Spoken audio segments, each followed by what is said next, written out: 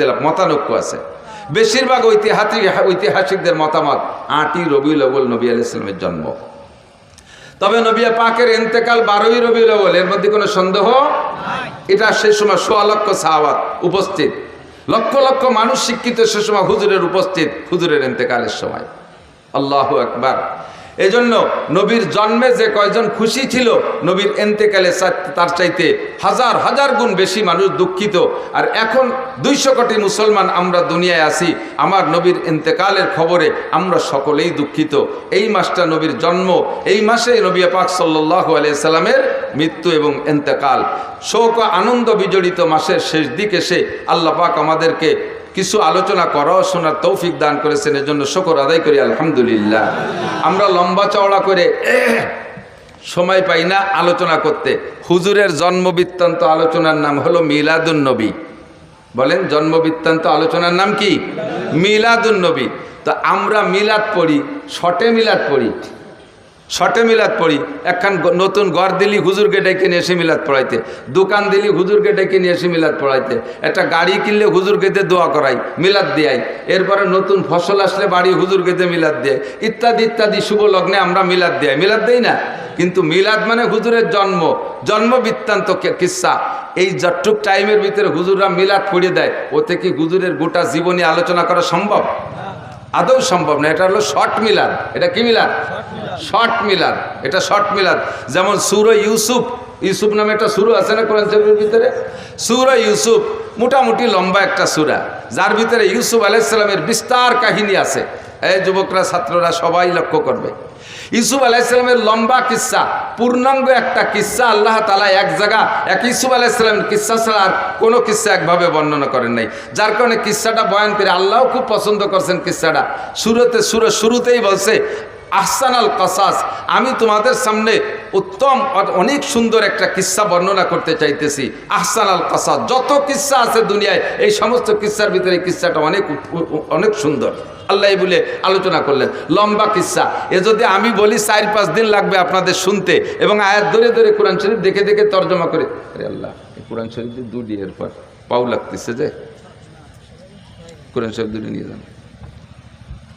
কিন্তু কোরআন এই সূরা ইউসুফের লম্বা সূরা ইউসুফের আলোচনার সার সংক্ষেপ একটা তাফসীর আছে, একেবারে 2 কথার ভিতরে, 2 কথার ভিতরে ইউসুফ আলাইহিস সালামের তাফসীর। ফার্সিতে কয় পীরে মর্দ, পেসারে বুদ, গমসুদ, বাজিয়াব।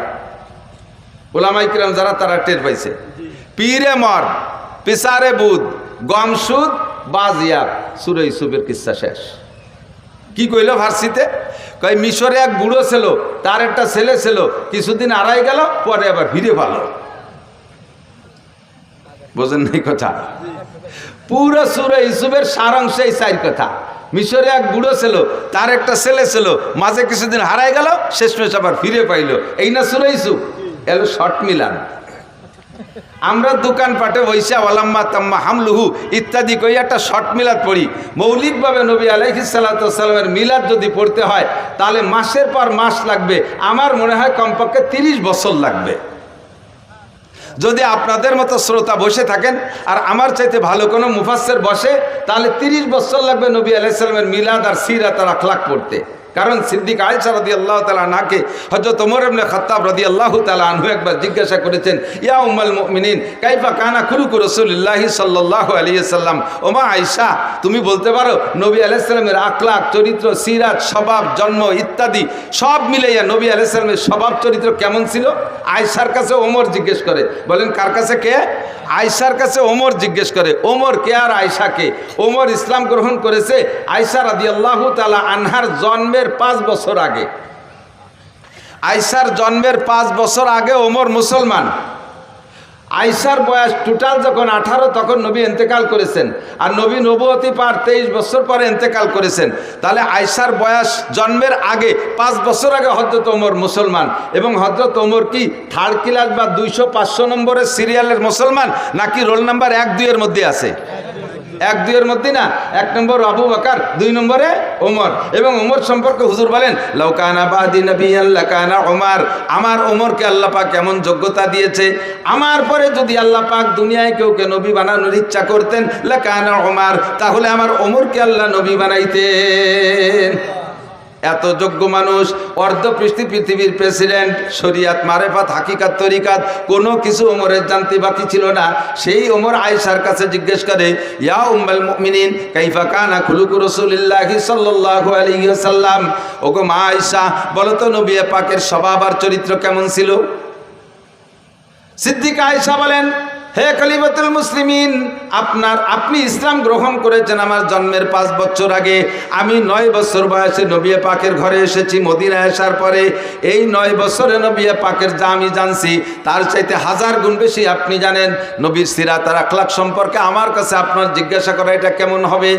হযরত ওমর বলেন, আয়েশা রে, মানুষের স্বভাব দ্বিমুখী হয়। প্রায়টা মানুষের, অধিকাংশ মানুষের স্বভাব দ্বিমুখী হয়, 2 রকম হয়ে থাকে। এক শ্রেণীর মানুষ আছে বাড়ির ভিতরে যখন ঢোকে পুরুষ, কিছু পুরুষ আছে বাড়ি যখন যায় তখন একেবারে রয়্যাল বেঙ্গল টাইগার, বৌতি টাকাতি সাহস পায় না, ছেলে মেয়ে ভয়তে সব সিটি ভিটে এদিক ওদিক চলে যায়, বাঘের মতো ঢোকে, আছে না? আবার বাইরে যখন যায়, চার দোকানে যায় তো পোলা বলে থাপড়ায়, সে সময় জব দিতে পারে না। এরকম বাহাদুর আছে না? কিছু লোক আছে বাহিরে যখন যায়, বাইরের মানুষে তার দিকে তাকাইতে সাহস পায় না, বাঘের মতো চলাফেরা করে, এত গাম্ভীর্য নিয়ে। আবার বাড়ি গেলে বউতি চাপড়ায়, সে সময় ভিড়িও কথা করতে পারে না, আছে না? নাই কিছু লোক আছে বাইরে চার দোকানে যখন বসে, কে কি খাবা খাও, কে কি খাবা খাও, মিষ্টির দোকানে যে একের পর এক ডাকি ডেকে 3000, 5000, 10,000 টাকা মিষ্টির দোকানে উড়ে ফেলে। অথচ বাড়ি আব্বা ওষুধের টাকা চালি, সে সময় তোমার আর ছাল পান নাই। মাছ কিনতে গেলে টাকা থাকে না, বাড়ির বাজার ঘাটে টাকা থাকে না, এইরকম দ্বিমুখী স্বভাব থাকে।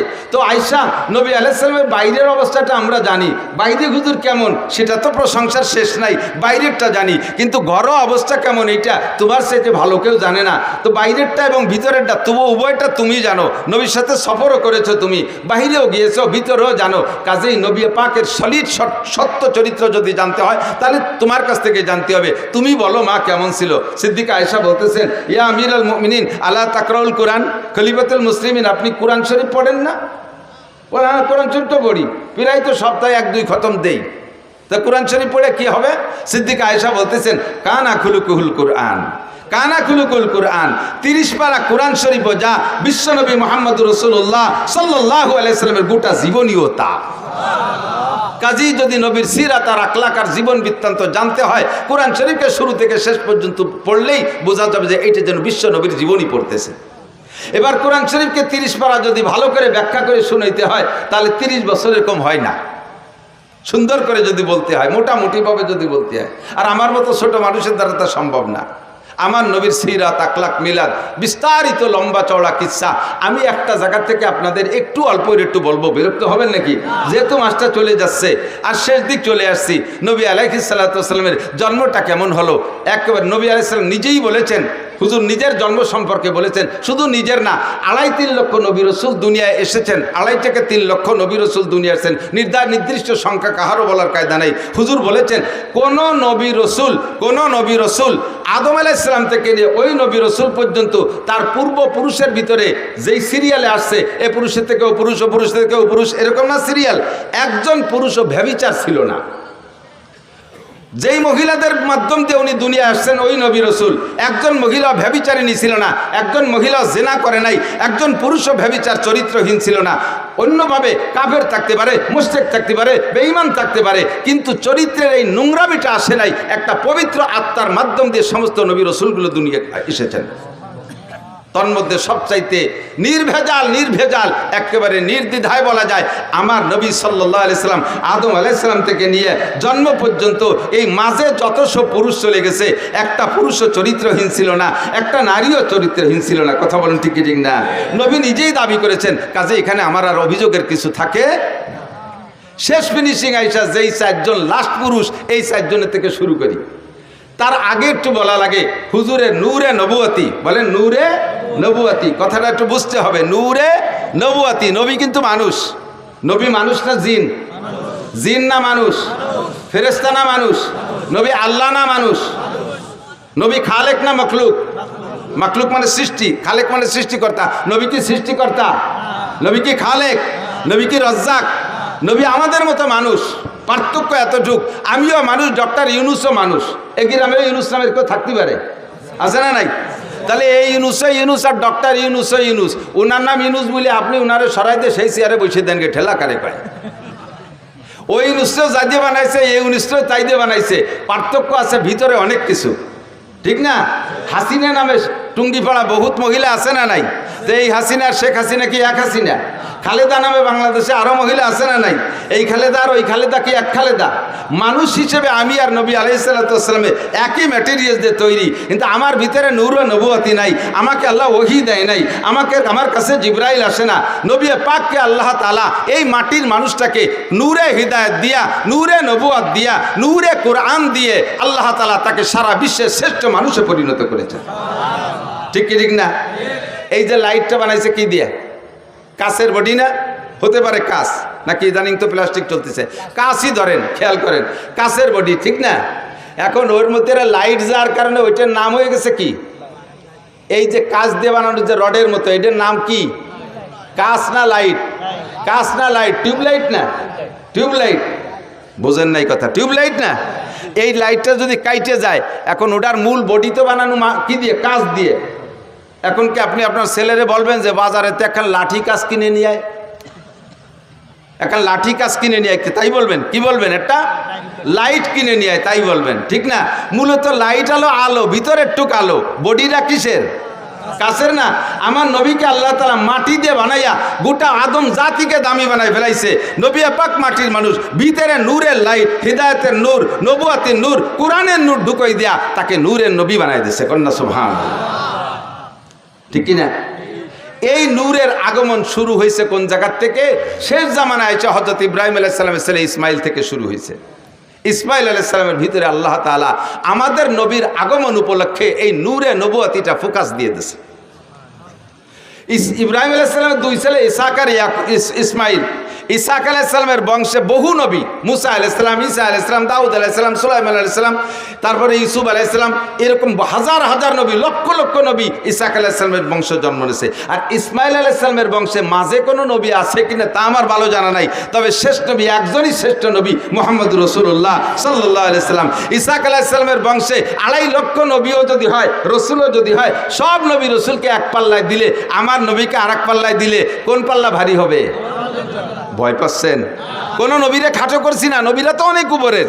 তারপরে আল্লাহ তাআলা যদি আমাদের নবীকে দামি বানাইছে, বা দেখো দা বুজুর্গ তুই কিসসা মুক্তাসার, আল্লাহর পরে এই জগতের সবচাইতে দামি আমাদের নবী মুহাম্মদুর রাসূলুল্লাহ সাল্লাল্লাহু আলাইহি ওয়াসাল্লাম। কথা বলুন ঠিক কি ঠিক না? ইসমাইল আলাইহিস সালামের বংশে জন্ম নিয়েছে আমাদের নবী। আস্তে আস্তে আস্তে আস্তে ইসমাইল আলাইহিস সালাম থেকে নিয়ে প্রায় 30 পুরুষ পরে আয়েশা হুজুরের আব্বাজি আব্দুল্লাহ রাদিয়াল্লাহু তাআলা আনহু, হুজুরের তাওই, দাদার বাপের নাম কি? দাদার বাপরে কি কয় আমাদের দেশে? তাওই। তাওই কয় না? দাদার বাপ তাওই বাপ, বুড়ো বাবা কয়। দাদির মারে বুড়ো মা, নানির মারে বুড়ো মা অথবা মাওই। তো হুজুরের আব্বা আব্দুল্লাহ, হুজুরের দাদার নাম হুজুর, তো হুজুরের আব্বা আব্দুল্লাহ, হুজুরের দাদার নাম আব্দুল মুত্তালিব বলে জানি। আর আব্দুল মুত্তালিবের বাপের নাম হাশেম। নাম কি? এই হাশেম হুজুরের চতুর্থ পুরুষ, হুজুর থেকে নিয়ে চতুর্থ পুরুষ। এত সুদর্শন, এত হ্যান্ডসাম পুরুষ ছিলেন, আল্লাহু আকবার। কুরাইশদের নেতা ছিলেন, মক্কার নেতা ছিলেন, কাবাঘরের জিম্মাদারি উনার হাতে ছিল। ইয়াং মানুষ, যুবক মানুষ, আল্লাহ। মক্কায় থাকতে উনার আরও কয়েকটা বিবাহ ছিল, সে সময় তো ততাধিক বিয়ে, এখনও তো সৌদি আরবওয়ালারা অনেক অনেক বিয়ে করে। তো উনার আরও বিবাহ ছিল, আরও সন্তানও ছিল। এই মক্কায় উনার স্ত্রী পরিবার পরিজন রেখে উনি গাজায়, ফিলিস্তিনের যে গাজা না বর্তমানে গাজা, এই গাজায় উনি ব্যবসার নিয়েতে মদিনা হয়ে গাজার দিকে রওনা দিয়েছে। তো মদিনায় যাওয়ার পরে মদিনার বাজারে যখন উনি ঢুকছে, তখন মদিনার বাজার দিয়ে দেখতেছে সব কিছু, তার মধ্যে দেখে পর্দা ফুসিত তো নেই, সবই বেপর্দা। এই বেপর্দার ভিতর দিয়ে একটা মহিলাকে দেখলেন, তার চাল চলন, উঠা বসা, হাঁটা, তার কথাবার্তা একটু ব্যতিক্রম, অত্যন্ত শালীন, অত্যন্ত ভদ্র, দারুণ নম্র, একটু লাজুক লাজুক মনে হচ্ছে, অত্যন্ত রূপসী সুন্দরী। এই মেয়েটাকে দেখিয়া হাশেমের নজর পড়ছে, লোক লাগাইছে, দেখো তো এই মেয়েটার অবস্থা কি, মেয়েটা কি বিবাহিতা না অবিবাহিতা, বিবাহিতা হলে বা বিধবা কিনা, তার স্বামী আছে না নাই। লোক লাগায় রায়বার লাগায় দেখা গেল যেই মহিলাটার স্বামী মানে বিবাহিতা মহিলা, 2টা বাচ্চা আছে, কিন্তু তালাক প্রাপ্তা, তালাক হয়ে গেছে, বর্তমানে স্বামী নেই। সুযোগ পেয়ে হাসেম প্রস্তাব দিলেন, তার কাছে বলো, আমার বাস্তবটা বলো, আমি কোন বংশের, আমি মক্কার মানুষ, আমি কুরাইশি মানুষ, আমি কাবা ঘরের জিম্মাদার, আমি কুরাইশদের নেতা, আমি বর্তমানে এই অবস্থা আছি, ব্যবসা বাণিজ্য আমার অনেক সুন্দর, আমার বাহ্যিক রূপ ও চেহারা দেখো, মেয়েটাকে বলো দেখতে, সে যদি আমাকে লাইক করে পছন্দ করে তাহলে আমি তাকে বিবাহের প্রস্তাব দিলাম, রাজি থাকলে তোমরা আমাদের বিবাহ পড়াই দাও। রায়বার যে সুন্দর করে বলার পরে মহিলা রাজি হয়ে গেছে, আচ্ছা ঠিক আছে আমি বিয়ে বসবো। যথারীতিতে বিয়ে হয়ে গেল।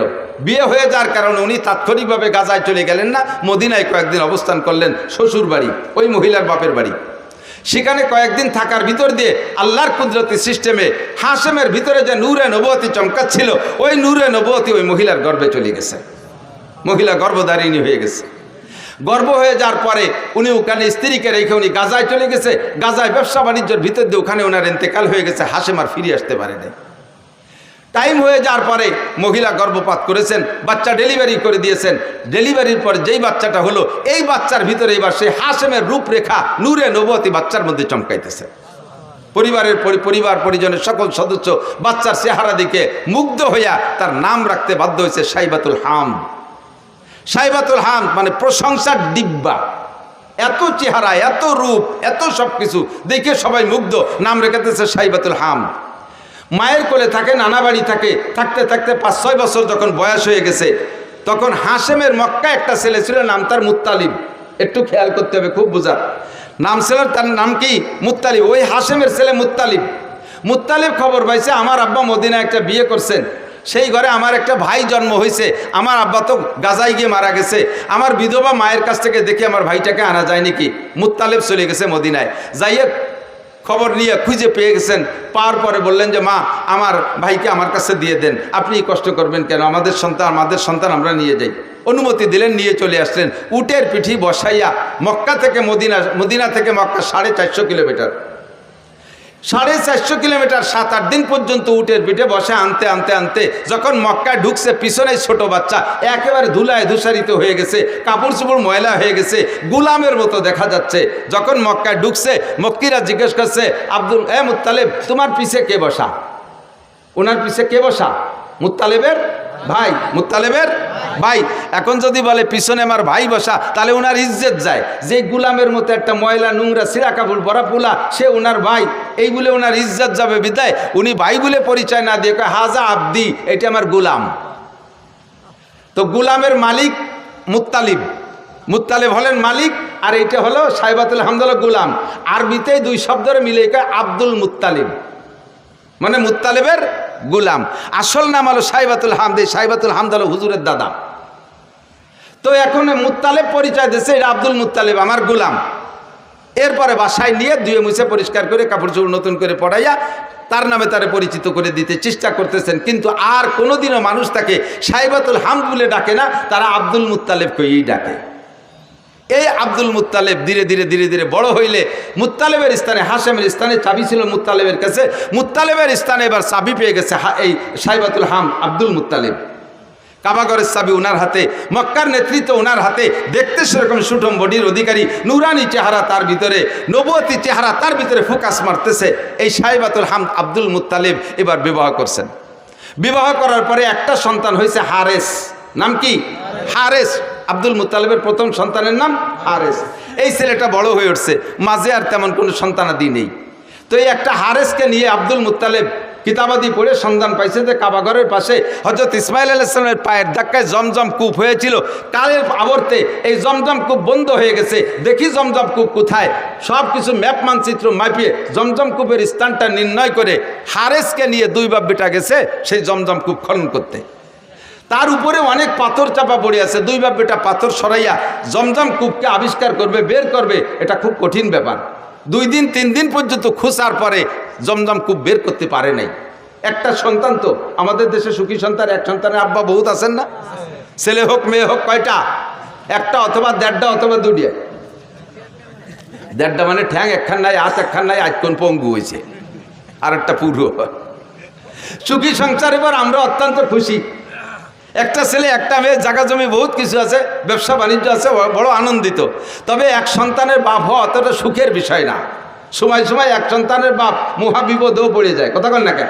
যেই বিপদে পড়ে আব্দুল মুত্তালেব আল্লাহর কাছে মান্নত মানছে। আমাদের দেশের বিপদ কি? আপনার পাশের বাড়িওয়ালা যদি থাকে, পাশের বাড়ি আপনার এক স্বাস্থ্য বাড়ি যদি 7টা ছেলে হয়, 7 ছেলের বাপ, তাহলে যেই বাপের 7টা ছেলে একবারে ঝাঁকা মেরে তাগড়া জুয়ন হয়ে ওঠে, 80 বছরে বাপেরও ফিরে যৌবন ফিরে আসে ছেলেদের শক্তির সাথে সাথে। এরা 8 বাপ বেটা লাইঠেল। আর আপনারা সুখী সংসার 2 বাপ বেটা, সুখী সংসার 2 বাপ বেটা, আর ছেলে মেয়ে নেন নাই।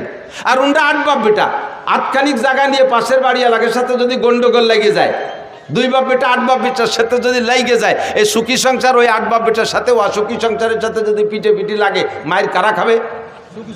সুখী সংসার মায়ের খেয়ে শুয়ে যাবে না, কথা কয় না? 2 বাপ বেটারে বাল হইয়া 8 বাপ বেটা একেবারে দোড়াচাপের মতো টান টানুরি রাস্তায় শোয়াই থিছে, পুরো মারি ফেলে নাই, মরে নাই।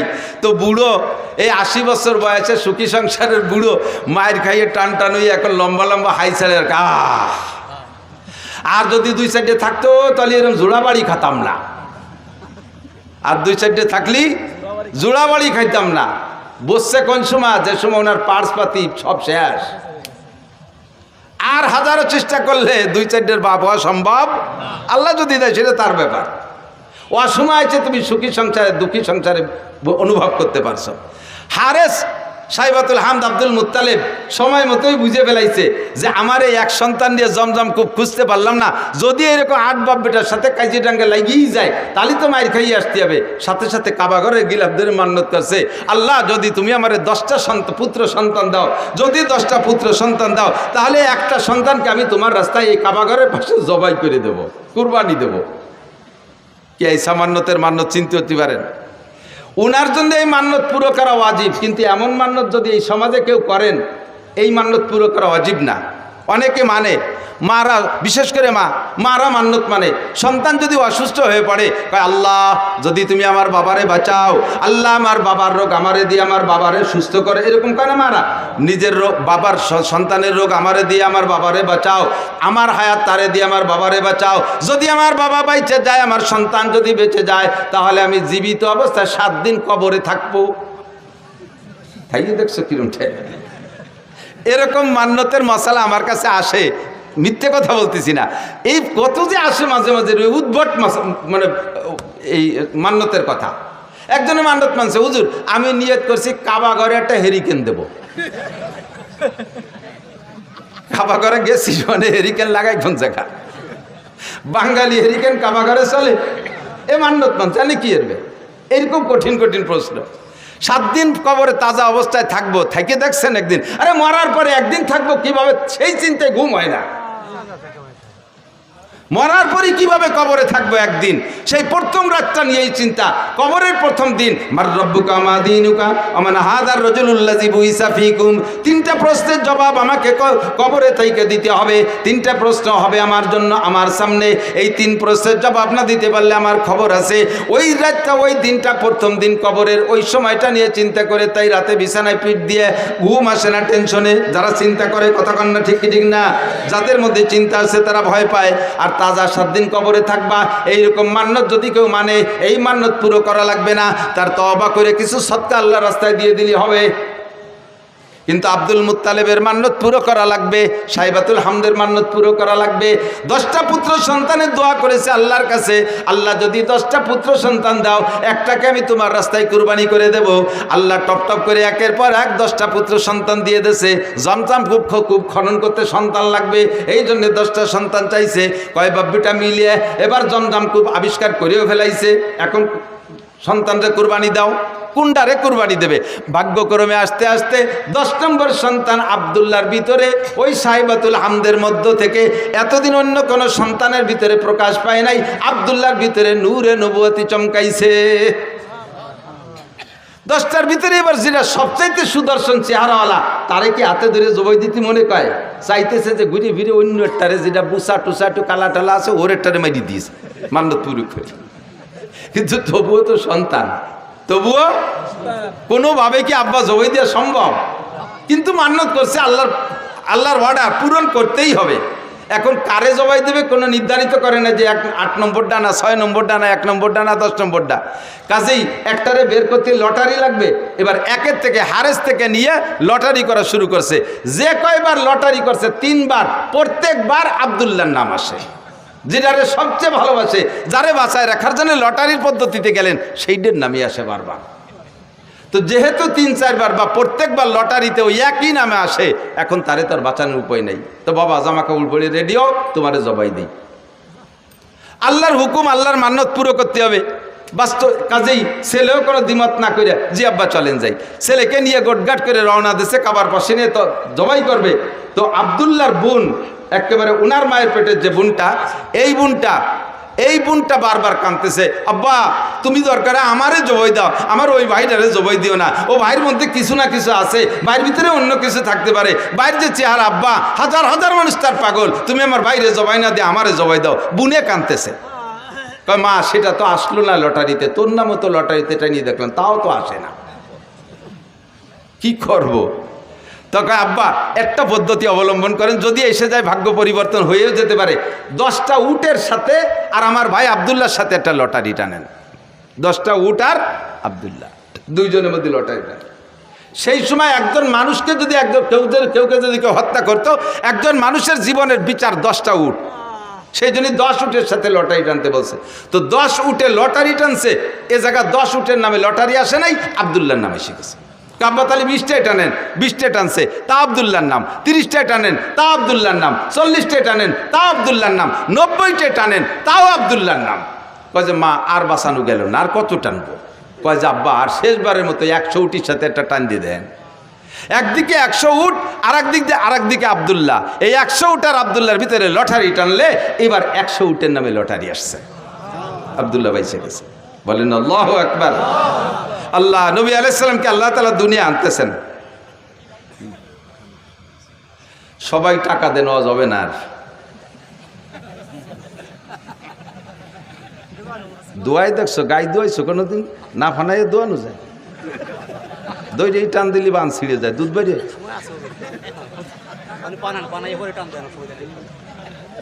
আল্লাহ একটু মিলাদ পড়ি নিয়ে মানুষ কয় যে কওমি হুজুরা মিলাদ পড়ে না, তাই মিলাদ পড়া শুরু হচ্ছে, তার মধ্যে এসে বাবা ঠেলি দিয়েছে না বাবা।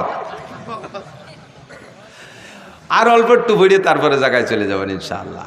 আমি যত ভালো আজ করি আপনারা খুশি হবেন বা আপনাদের প্রয়োজন মেটবে, কিন্তু গাইরেস্তের যে চাহিদা আছে তা পূরণ না করলে আমারে খাতি দেবে না। আল্লাহ কষ্ট নিয়েন না।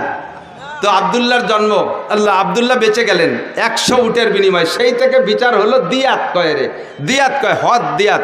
একজন মানুষকে মানুষ মারি ফেললে তার বিচার, তার যদি জান বাঁচাইতে হয় তাহলে 100 উট দিতে হবে, 100 উট বা সমমূল্য টাকা দিতে হবে। তাহলে একজন মানুষের হত্যার বিচার এই উটের সম্পদে অর্থের মাধ্যমে মীমাংসা হয়ে যাবে। সেই থেকে 100 উট জারি হয়ে গেছে। কোরআনের বিচারে এখনও তাই, সে বিচার হুজুরও জারি রাখছে যে একজন মানুষের হত্যার বিচার হবে 100 উট।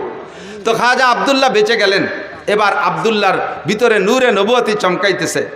যেদিকে যায় সেদিকে মানুষ আব্দুল্লাহর দিকে তাকায় থাকে, যেদিকে যায় সেদিকে নারীর আব্দুল্লাহর দিকে তাকায় থাকে। এবার এই করতে করতে ধীরে ধীরে আব্দুল্লাহর বয়স হয়ে গেছে, বিয়ের বয়স হয়ে গেছে।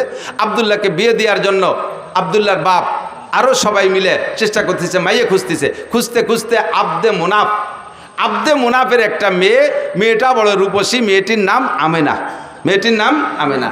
এই রায়বারের মাধ্যমে ঘটকালি করে সেই বাড়ি বিবাহের উদ্দেশ্যে আব্দুল্লাহকে নিয়ে চলতেছে। পথিমধ্যে এক এহুদি মহিলা এই আব্দুল্লাহকে দেখা সকলের ভিতরে থেকে ডেকে একটু এদিকে আনছে, ভাই একটু এদিকে আসবেন, ডেকে নিয়ে গেছে। ভাই আপনাকে 100 উট দেবো, আপনি আমার সাথে একটু জীবন দেবেন, আমাকে আপনার বডিটা দেবেন, আপনার দেহটা আমাকে দেবেন, 100 উটের বিনিময়ে রাজি আছেন? আব্দুল্লাহ বলতেছে, সাবধান, আর কখনো ফার্দার এমন চরিত্র নষ্ট হওয়ার কথা বলবা না। আমি জীবনে কোনোদিন আমার চরিত্রে একটা তিল পরিমাণ দাগ লাগাইতে দেই নেই, আমার পূর্বপুরুষের ভিতরে এই বদনাম নাই, আর তুমি এমন নোংরা প্রস্তাব দিচ্ছ আমাকে। ধমক দেশে মহিলা ভয়তে কথা বলে নাই, কিন্তু মহিলার উদ্দেশ্য খারাপ ছিল না, তার উদ্দেশ্য অন্যভাবে ছিল ভালো। এবার আব্দুল্লাহ চলে গেছেন বিবাহের অনুষ্ঠানে, শ্বশুর বাড়ি চলে গেছে, বিয়ে হয়ে গেছে। আমেনাকে নিয়ে 3টি রাত সেখানে রাত যাপন করে তারপরে যখন ফিরে আসতেছে ওই ইহুদি মহিলার বাড়ির কাছে আসলে এবার ইহুদি মহিলা আবারও আব্দুল্লাহকে ডেকে বলছে, ও ভাই এদিকে আসো, তুমি কোথায় গেছিলে? অমুক জায়গায় গেছিলাম। কি কারণে? বিয়ে করতে গেছিলাম। বিয়ে করছেন? বলে জি করছি। স্ত্রীর সাথে রাত যাপন করেছেন? বলে জি তা করেছি। সব আপনার চেহারায় ফুটে উঠতেছে, যেই নূর নিয়ে আপনি এখান দিয়ে গিয়েছিলেন সেই নূর আর এখন এদিকে আসে নাই, আপনার সেই চেহারা নাই, আপনার সেই নূরানি চেহারা কোনো না কোনো নারীর গর্ভের ভিতরে রয়ে গেছে। যেই গর্ভের ভিতরে রয়ে গেছে সেই গর্ভের সন্তানটা মুহাম্মদুর রাসূলুল্লাহ সাল্লাল্লাহু আলাইহি ওয়াসাল্লাম, নবী পাকের মিলাদ। এরপরে মহিলা বলতেছে, আল্লাহে আমি আপনার সাথে চরিত্র নষ্ট করার কোনো প্রস্তাব দিয়েছিলাম না, আমি 100 উটের জন্য দিতে চেয়েছিলাম। আপনার ভিতরে আখিরি নবী মুহাম্মদুর রাসূলুল্লাহ সাল্লাল্লাহু আলাইহি ওয়াসাল্লামের নমুনা আমি দেখতেছিলাম। আমার মনে আশা ছিল যে সেই নূরটা আমার গর্ভে আসতো। আপনি যদি আমার সাথে বিবাহে রাজি হতেন তাহলে আমার দেন মোহরের দাবি ছেড়ে দিয়ে আপনাকে আমি 100 উট দিতাম ওই নূরটা আমার পেটে নেওয়ার জন্য। যেহেতু এখন অন্য জায়গায় চলে গেছে, এখন আপনাকে আমি একটি পয়সার বিনিময়েও আপনাকে আমি বিয়ে করতে রাজি না। আব্দুল্লাহ থেকে চলে গেছে আমিনার গর্ভে। সময় পুরিয়ে গেল, নবী আলাইহিস সালাতু ওয়াস সালামের জন্ম হবে। এই জন্মের কিছুদিন আগে হুজুরের আব্বাজি ব্যবসায় যে সেখানে ইন্তেকাল করেছেন। হুজুরের আব্বা আর আসেন নাই, মদিনার পথে ইন্তেকাল করেছেন। এরপরে নবী আলাইহিস সালামের জন্ম হলো। নবী আলাইহিস সালামের জন্ম যখন হয়, কেসরার